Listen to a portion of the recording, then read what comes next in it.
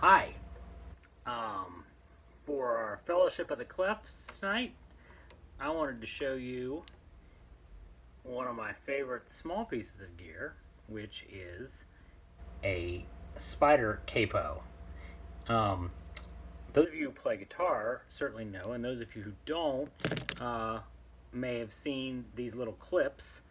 These are called capos, and we guitar players put them on the guitar whenever we don't want to figure out what chords go with the key change, or more musically, because what it does is it essentially expands where our open strings are. When you play guitar chords, there's a significant tonal difference between an open string and a string that is fretted, and because of that, certain patterns, open chords, cowboy chords we sometimes call them, sound better to our ears and give us more playing options.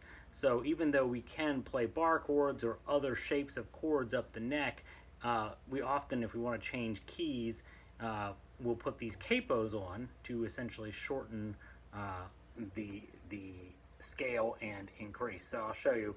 This is the same shape of a chord. This is a D chord. But if I put a capo on the second fret and play the same shape,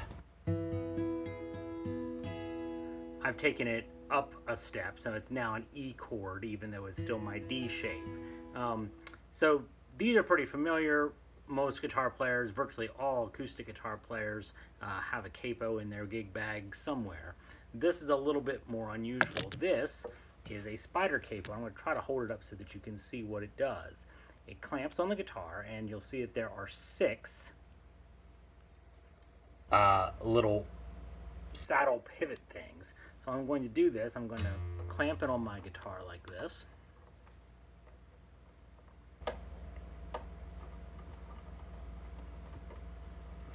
And what this allows me to do is decide exactly which strings I want to hold down. Instead of a capo, like a bar capo up here, holds down all the strings evenly, I get to pick which strings. And in this particular instance, I am going to choose only to press down my D and G strings. You have to be careful. You got to make sure you get the tuning right, because these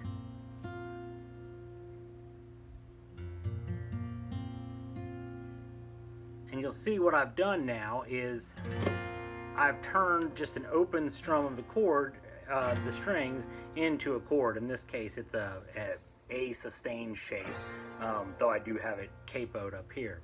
And what this allows me to do is basically these 2 strings in the middle, my D and G strings, are being fretted at the 2nd fret. Everything else is open until I play it up here. Now, the good thing about that is, in the key of G especially, you can play all of the chords with open notes in the middle. And so when I play a G shape, it sounds exactly like if I had had a capo all the way across, because every string is being fretted. You'll see my E fret, an E string, and A string are being fretted. My D and G strings are being held down by this capo, and my B and high E strings are being fretted with my other finger. I'm playing a G 5th chord, so that I have that. Now, what makes that interesting is I can keep playing, and you don't really hear a difference in the tuning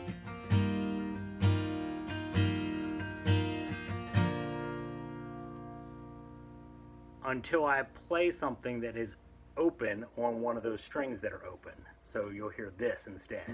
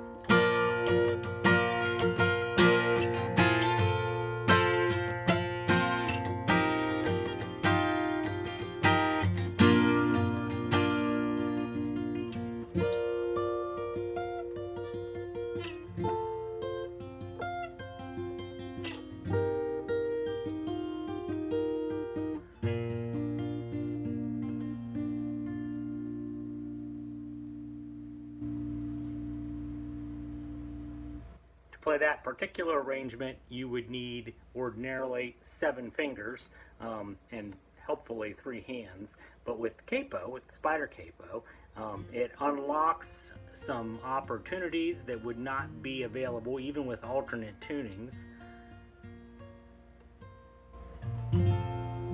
which is why it's one of my favorite pieces of small gear. Thanks.